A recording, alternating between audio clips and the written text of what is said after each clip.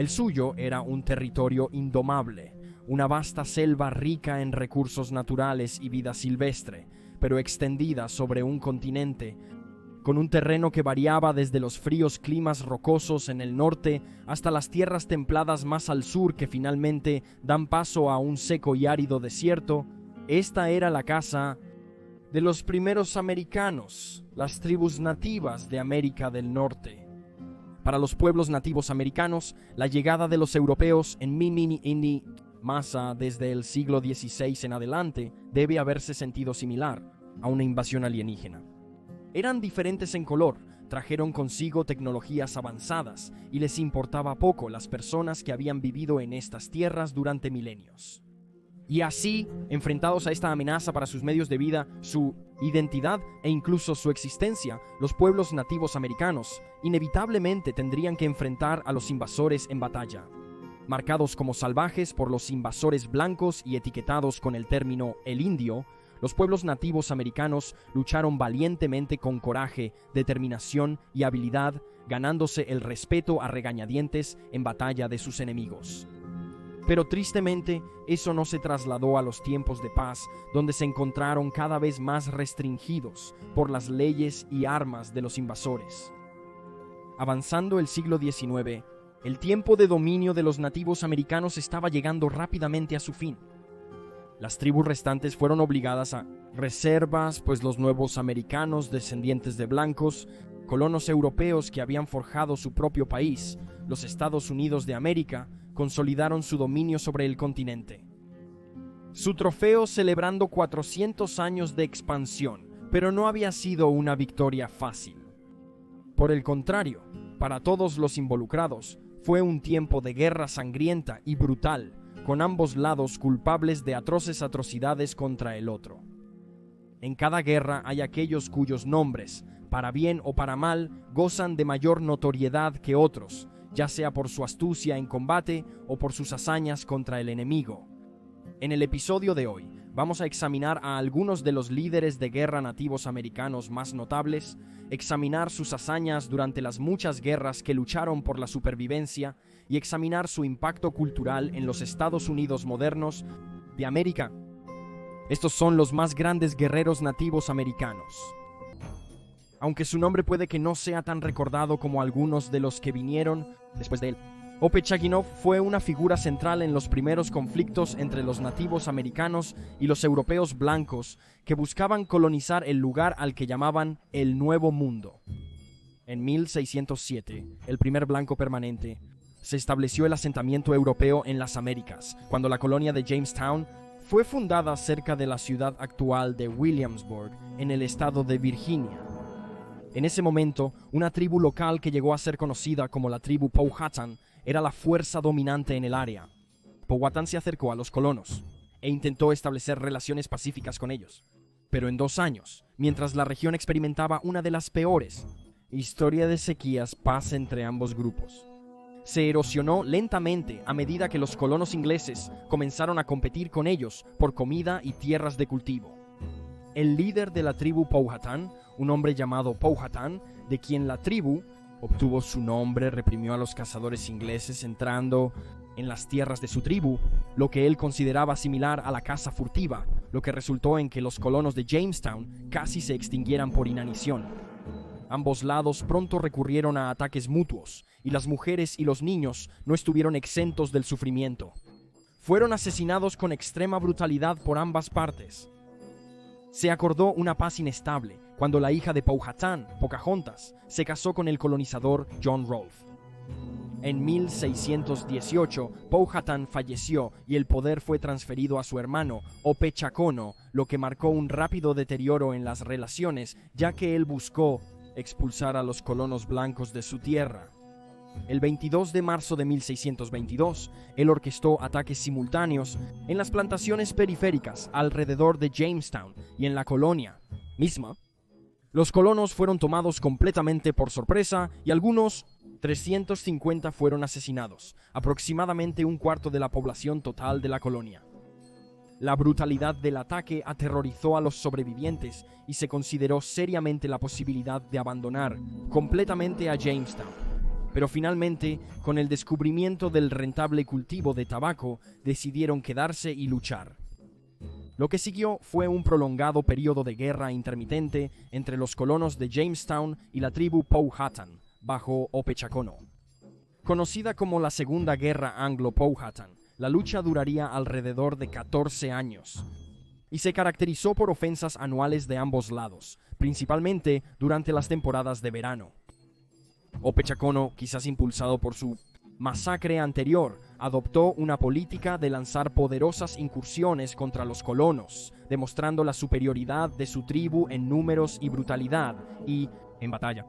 Luego se retiraría y permitiría a los colonos contemplar su futuro, esperando haber hecho suficiente demostración de fuerza para animarlos a retirarse.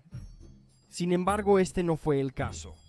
Y en cambio, los colonos ingleses adoptaron una política de respuesta fuerte, luchando con la misma brutalidad en un esfuerzo por purgar la región de lo que consideraban poco más que salvajes paganos. Para 1630, ambos lados estaban agotados, debido a la prolongada guerra, y se hicieron varios esfuerzos para negociar un alto al fuego. Todos fallaron hasta 1632, cuando se acordó una paz más permanente. Jamestown sobrevivió a la guerra con Opechancanough, pero a un gran costo de vidas.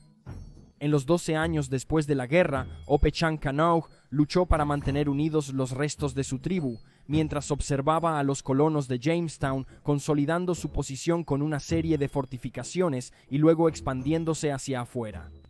12 años después del final de la Segunda Guerra, una tercera guerra estaba gestándose. La situación de los Powhatan estaba empeorando. Desesperada, y el ahora anciano Opechacono los llevó a otro ataque audaz y brutal que mató a casi 500 colonos. Sin embargo, la tercera guerra Anglo-Powhatan fue un asunto mucho más corto y terminó en desastre para los Powhatans, con innumerables hombres siendo capturados y deportados fuera del área, así sangrando la cultura Powhatan hasta la muerte. Opechacono fue detenido, y el anciano, que algunos sugieren que probablemente estaba en sus 90 años, fue desfilado frente a una multitud burlona en Jamestown antes de ser disparado por su guardia. Aunque su nombre no tiene la fama de algunos de los que vinieron, después de su tiempo, su historia está siendo llevada a la atención del público en general en tiempos más recientes, gracias a la renovada interés en la historia de Jamestown, con películas y programas de televisión que representan eventos alrededor de la historia de la colonia.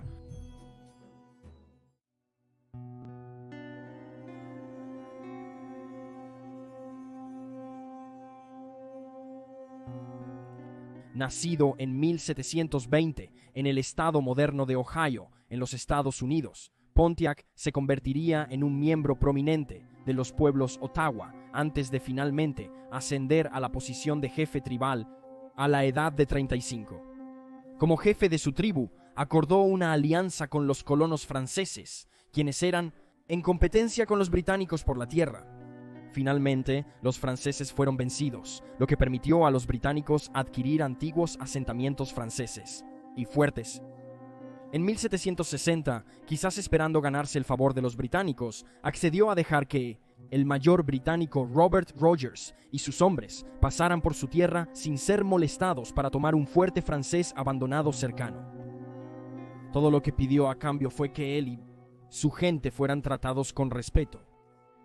Sin embargo, los británicos negaron a Pontiac y a su gente el permiso para entrar a los fuertes para comerciar mientras sus terrenos de caza se erosionaban rápidamente por la agresiva colonización británica. Incapaz de llegar a un acuerdo amistoso con los británicos, Pontiac sabía que la guerra era la única opción que le quedaba y por lo tanto comenzó una campaña para enlistar la ayuda de las tribus vecinas. Utilizando sus habilidades de negociación, casi todas las tribus desde el lago superior hasta el bajo Mississippi se unieron a su causa. Y en 1762 comenzó a planificar la guerra que expulsaría a los británicos. Primero, los fuertes británicos serían atacados y destruidos, permitiendo que cayeran sobre los asentamientos indefensos, quemándolos hasta el suelo y matando a sus habitantes. Los ataques comenzaron en mayo de 1763, desencadenando la llamada Guerra de Pontiac. El propio Pontiac eligió atacar el fuerte en el actual Detroit, pero el elemento de sorpresa en el que había estado contando se perdió, permitiendo que el fuerte preparara sus defensas. Esto lo obligó a alterar su plan y en su lugar poner sitio al fuerte. Y en los meses siguientes ganaría varios enfrentamientos con los británicos, más notablemente en la batalla de Bloody Run. 250 soldados británicos atacaron el campamento de Pontiac, pero el jefe lo esperaba y pudo repelerlos. Sin embargo, finalmente los refuerzos británicos pudieron levantar el asedio en octubre, obligando a Pontiac a retirarse. Aunque no logró capturar sus propios objetivos previstos, su plan tuvo más éxito en otros fuertes que fueron atacados. Varios fuertes menores y los asentamientos que custodiaban fueron atacados e incendiados. Aquellos que lograron repeler a los guerreros nativos americanos se encontraron bajo asedio. El plan de Pontiac pareció funcionar por un tiempo, pero después, 3 años de lucha feroz, los británicos habían cambiado la marea y Pontiac acordó un acuerdo de paz. Solo 3 años después, sería asesinado por un miembro de la tribu Peoria de Illinois, lo que llevó a represalias violentas contra ellos por parte del pueblo de Pontiac. Aunque finalmente perdió la guerra que lleva su nombre, la historia de Pontiac muestra cuánto de una amenaza eran los nativos americanos para los colonos blancos cuando estaban organizados. Inicialmente, la guerra de Pontiac se consideró una pérdida para los nativos americanos, pero ahora los historiadores argumentan que fue más un empate. Ningún lado logró vencer completamente al otro durante las negociaciones de paz. Los británicos acordaron abrir un diálogo para el comercio y la resolución de disputas, dando a Pontiac el respeto por él y su gente que deseaba desde el principio. Hoy Pontiac vive a través de la ciudad que lleva su nombre, un lugar en Michigan cerca de Detroit. El nombre posteriormente fue a una marca de automóviles fabricada para General Motors dentro de la ciudad. En 1861, John Boseman dejó a su esposa e hijos en Georgia para buscar su fortuna en el floreciente auge del oro de Colorado y luego más tarde en Montana. Solo había 2 en ese momento, rutas desde el este hacia las regiones mineras de Montana, y ambas tomaban un camino bastante largo alrededor del territorio, controlado por un puñado de tribus, notablemente los Oglala, Lakota. Ya sea sin saberlo o con poco respeto por las tribus, decidió forjar una ruta más directa a través del territorio, creando el camino de Boseman que iría desde Fort Laramie en Wyoming a lo largo del río Powder y hasta Montana. Esta incursión enfureció a las tribus y en particular al líder de los Oglala de 43 años, conocido como Nube Roja, a quien se le había prometido dominio sobre ellos por un tratado con los estadounidenses, un tratado que él había honrado, pero ahora ellos no lo estaban haciendo. No proveniente de una familia de líderes, Nube Roja tuvo que ganarse su posición entre el pueblo Dakota Oglala, utilizando su poderosa personalidad y reputación como un guerrero hábil. Reconociendo que Nube Roja no permitiría que estas infracciones quedaran sin respuesta, los Estados Unidos comenzaron a fortificar el sendero de Boseman, y así Nube Roja atacó en 1866, después de ganar el apoyo de las tribus vecinas. Como antes con Pontiac, los conflictos resultantes se conocieron por el nombre del jefe tribal Senior, siendo así denominados los de la Guerra de Nube Roja. Durante 2 años, las fuerzas de Nube Roja lidiaron con una serie de batallas con los Estados Unidos. Ejército, trabajadores en el camino y civiles intentando cruzarlo, incluyendo caravanas lideradas por el mismo Boseman. 3 fuertes estadounidenses establecidos a lo largo de la ruta se encontraron nuevamente bajo asedio, y sus números se redujeron debido al prolongado combate y al corte de suministros. En la acción más grande de la guerra, conocida como la Batalla de Fetterman, las fuerzas de Nube Roja lograron atraer a 81 estadounidenses, militares dirigidos por el capitán William Yates. Fetterman a una emboscada donde fueron masacrados. Fue la pérdida de vidas más grande sufrida por los Estados Unidos. Ejército en una sola batalla con guerreros nativos americanos hasta este punto. Tras casi 2 años de lucha, Estados Unidos decidieron que simplemente no valía la pena continuar el conflicto sobre el sendero. Acordaron un acuerdo de paz con Red Cloud en Fort Laramie el 29 de abril de 1868. Bajo el tratado, Estados Unidos cedió territorio perteneciente a la tribu Crow, que los había apoyado contra Red Cloud. Fue una victoria tremenda, pero en lugar de celebrar, había quienes dentro de su propio pueblo y aliados, incluyendo a su hijo, sentían que Red Cloud estaba siendo demasiado complaciente con el hombre blanco, quien una y otra vez demostró ser poco fiable. Cuando la guerra se cernió una vez más, en 1874, Red Cloud luchó por una solución pacífica con el gobierno, incluso mientras se derramaba sangre en los campos de batalla. Durante el resto de su vida, Red Cloud nunca dejó de intentar lograr el reconocimiento para su tribu y otros nativos americanos por medios pacíficos. Esto lo alejó de muchos en su tribu, especialmente cuando él y su esposa abrazaron el cristianismo y fueron bautizados como John y Mary poco antes de su muerte el 10 de diciembre de 1909. Un hecho raramente contado sobre Red Cloud es que fue el nativo americano más fotografiado del periodo, con alrededor de 127 imágenes registradas de él entre 1872 y 1909. Su nombre adorna un pueblo en Nebraska y fue seriamente considerado para un submarino de misiles balísticos de Estados Unidos, lanzado bajo la administración Kennedy. Sin embargo, se descartó porque se temía que la Unión Soviética lo malinterpretara. Ha sido incluido en el Salón de la Fama de Nebraska y ha aparecido en un sello de 10 centavos conmemorativo, un gran estadounidense en...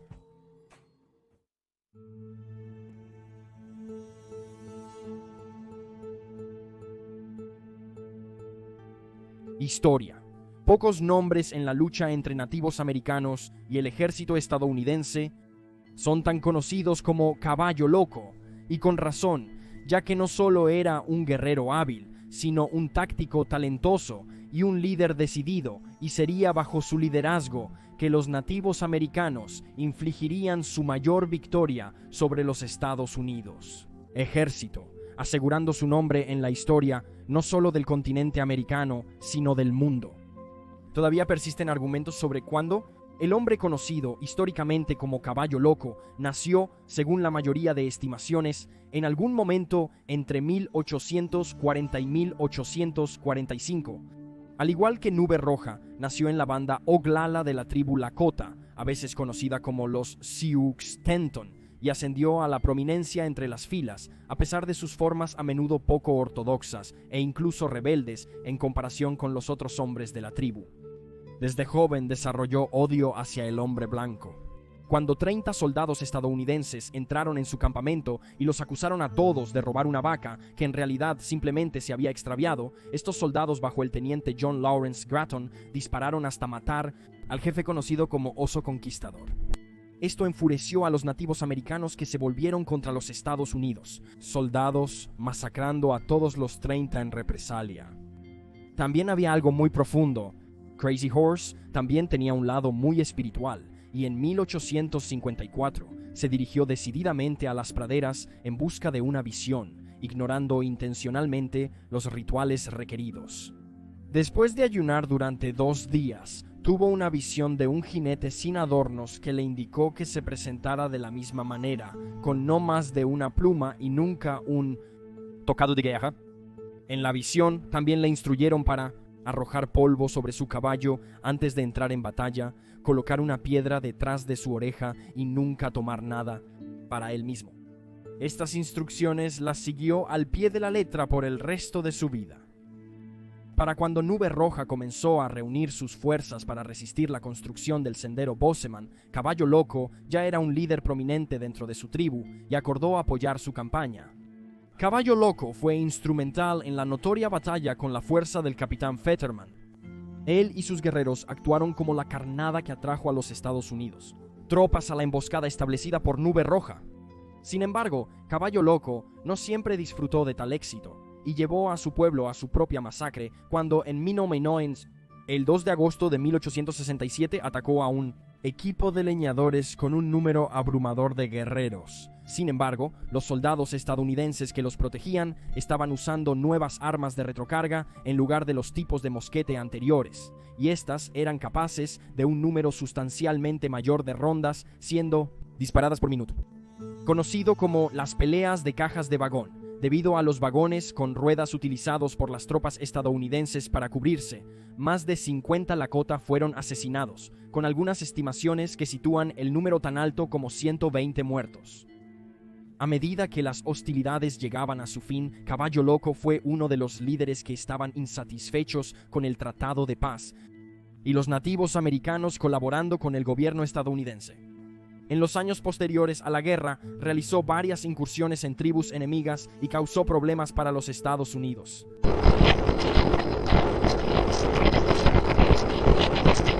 Y las costas oeste de los Estados Unidos, invadiendo las tierras tribales en el proceso. A principios de los 1870, había trasladado su tribu más al norte, a las orillas del río Little Big Horn en Montana, uniéndose con la tribu del jefe Toro Sentado, y juntos comenzaron una campaña de incursiones contra las fuerzas del gobierno federal. Con los soldados estadounidenses violando los tratados anteriores con los Lakota y otras tribus en busca de oro, y la población nativa realizando incursiones, la guerra en las grandes llanuras se estaba agravando, cada vez más cerca con cada día que pasa. En 1873, Caballo Loco tuvo su primer encuentro con el hombre cuyo nombre estaría para siempre entrelazado con el suyo, el general George Armstrong Custer. Caballo Loco se topó con un grupo de hombres de Custer descansando e intentó robar sus caballos, pero los Estados Unidos, los soldados golpearon y forzaron a él y a sus guerreros a retroceder. Bajo el estímulo y protección de las fuerzas federales, las industrias del ferrocarril y la minería de oro inundaron el territorio, y para 1876 las tribus ya no podían tolerarlo más. Cada vez más tribus acudían a la bandera de Toro Sentado, preparándose para la guerra. Las fuerzas estadounidenses respondieron buscando a él y a Caballo Loco, incursionando en aldeas y campamentos para hallar a los líderes notorios. El 17 de junio de 1876, Caballo Loco lideró una fuerza de 1,500 guerreros contra el brigadier general, la fuerza de 1,000 tropas y 300 del George Crook, guerreros nativos aliados. Conocida como la Batalla de Rosebud, la lucha no fue un enfrentamiento típico para las fuerzas de Caballo Loco, quienes estaban más acostumbrados a ataques de golpear y correr. En cambio, mantuvieron su posición en una batalla campal, infligiendo terribles bajas en las fuerzas de Crook. Y aunque el general estadounidense declararía la victoria en las secuelas, ya que aún controlaba el campo de batalla, la realidad era que había recibido un golpe tan grande en hombres y suministros que se vio obligado a retirarse a Goose Creek en Wyoming, donde podría reorganizarse y reabastecerse antes de avanzar una vez más. Esto resultaría crucial en la próxima batalla de lo que la historia ahora recuerda como la Gran Guerra Sioux. Una semana después de la batalla de Rosebud, Crazy Horse se encontró nuevamente con Custer y su 7º de caballería cuando Custer atacó los campamentos de los nativos americanos a lo largo del río Little Big Horn. El 25 de junio de 1876, una fecha que se ha vuelto tan infame en la historia de los Estados Unidos como Pearl Harbor, las fuerzas de Custer se enfrentaron a las tribus nativas. Sería la última resistencia del héroe de la guerra civil. En la melee de combate que siguió, Custer y 267 de sus hombres serían asesinados en una victoria abrumadora para Caballo Loco y sus guerreros. Las hazañas exactas de Caballo Loco durante la batalla permanecieron como tema de disputa entre los historiadores, pero muchos de los nativos americanos que estaban allí en ese momento, testificaron más tarde que luchó valientemente y sin piedad. Independientemente de cuánta influencia tuvo personalmente en la derrota de Custer, el nombre de Caballo Loco estaría para siempre vinculado a la derrota del ejército de los Estados Unidos ese día. Y tanto él como Toro Sentado fueron vilipendiados por el gobierno de los Estados Unidos en los años posteriores. Fue la segunda vez que Caballo Loco había sido asociado con la mayor derrota de 1960, las fuerzas estadounidenses en las llamadas Guerras Indias.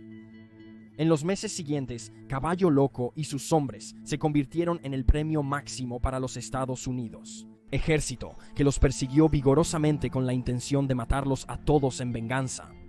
Los inviernos de 1876 y 1877 trajeron una relativa calma en la lucha, pero esto en sí mismo fue una amenaza mayor para el pueblo de Caballo Loco, como el ejército de los Estados Unidos. Sus suministros comenzaron a agotarse rápidamente, y después de un importante enfrentamiento en la batalla de Wolf Mountain, el 8 de enero de 1877, Caballo Loco comenzó a darse cuenta de que no tenía más opción que rendirse para salvar a su pueblo.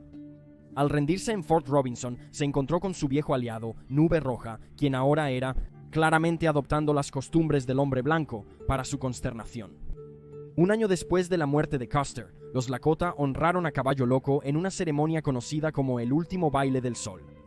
Estaban forzando al pueblo de Caballo Loco a ingresar en una reserva y estaban a merced del gobierno federal, quien miraba a Caballo Loco con sospecha después de que comenzó a correr la voz. Él estaba planeando liderar a su pueblo de regreso a la libertad. Durante las semanas de diálogos que discutían el futuro de él y su pueblo, incluyendo charlas con su viejo adversario, el general George Crook, muchas amenazas y falsedades fueron compartidas por aquellos con un interés en el resultado, haciendo negociaciones confiables, prácticamente imposibles. El 5 de septiembre de 1877, los Estados Unidos. El ejército intentó arrestar a Caballo Loco, pero él se negó a ir con ellos. En cambio, sacó un cuchillo y amenazó a un viejo amigo, hombre pequeño grande, que ahora trabajaba como policía para el gobierno federal. Al ver esto, uno de los guardias atacó a Caballo Loco con su bayoneta, y a pesar de los esfuerzos por salvar su vida, murió poco antes de la medianoche. Se informó más tarde que incluso mientras yacía muriendo, se negó a acostarse en la cama del hombre blanco, e insistió en que lo dejaran morir en la tierra, en su tierra. Y ahí tienes las historias de los más grandes guerreros nativos americanos. Por favor, deja un comentario abajo con tus propias reflexiones y reacciones. Y recuerda darle me gusta a este video y suscribirte para apoyar el canal. Gracias por ver y nos vemos la próxima vez.